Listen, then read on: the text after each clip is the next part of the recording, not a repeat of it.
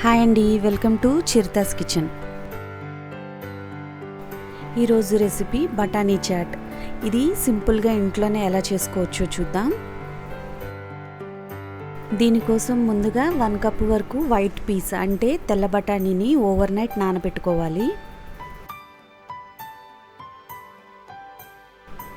ఇవి ఇలా నానిన తర్వాత మనం కుక్కర్లో వీటితో పాటు 1 కప్పు బంగాళదుంప ముక్కల్ని వేసుకొని వాటర్ పోసుకొని 5 to 6 విజిల్స్ వచ్చే వరకు మెత్తగా ఉడికించుకోవాలి.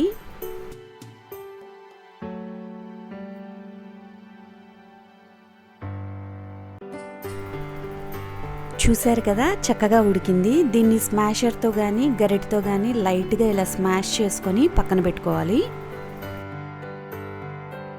ఇప్పుడు ఒక ప్యాన్లో ఆయిల్ వేసుకొని 1 కప్పు వరకు సన్నగా తరిగిన ఆనియన్స్ని వేసుకొని ఒక 2 to 3 మినిట్స్ ఫ్రై చేసుకోవాలి.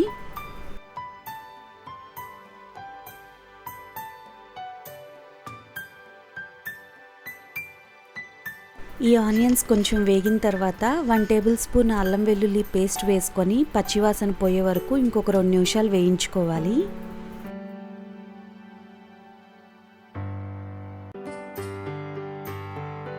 ఇవి కొంచెం వేగిన తర్వాత ఇప్పుడు 1 కప్పు వరకు టమాటాలు వేసుకొని టమాటో సాఫ్ట్ అయ్యే వరకు మనం కుక్ చేసుకోవాలి.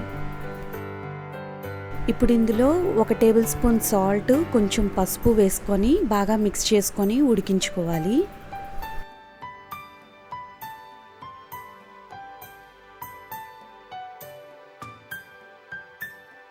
టొమాటోలు కొంచెం సాఫ్ట్ అయ్యాక 1 టేబుల్ స్పూన్ ధనియాల పొడి, గరం మసాలా 1 స్పూను, జీరా పౌడర్ 1/2 టేబుల్ స్పూన్ వేసుకొని బాగా మిక్స్ చేసుకోవాలి.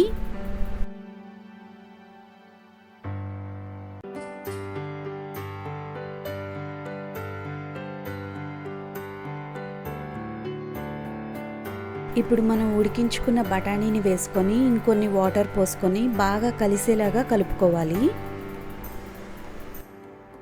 ఇది ఇలా బాగా మిక్స్ చేసుకున్న తర్వాత మనం ఇంకొక 5 నిమిషాల పాటు మీడియం ఫ్లేమ్ మీద ఉడికించుకోవాలి.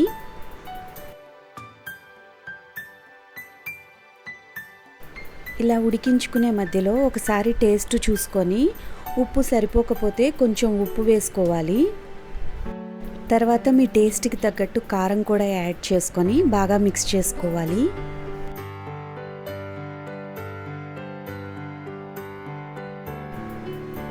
ఫైనల్గా సన్నగా తరిగిన కొత్తిమీర వేసుకొని మనం స్టవ్ ఆఫ్ చేసుకుంటే ఎంతో టేస్టీ అయిన మన బఠానీ చాట్ రెడీ అయిపోయినట్లేనండి.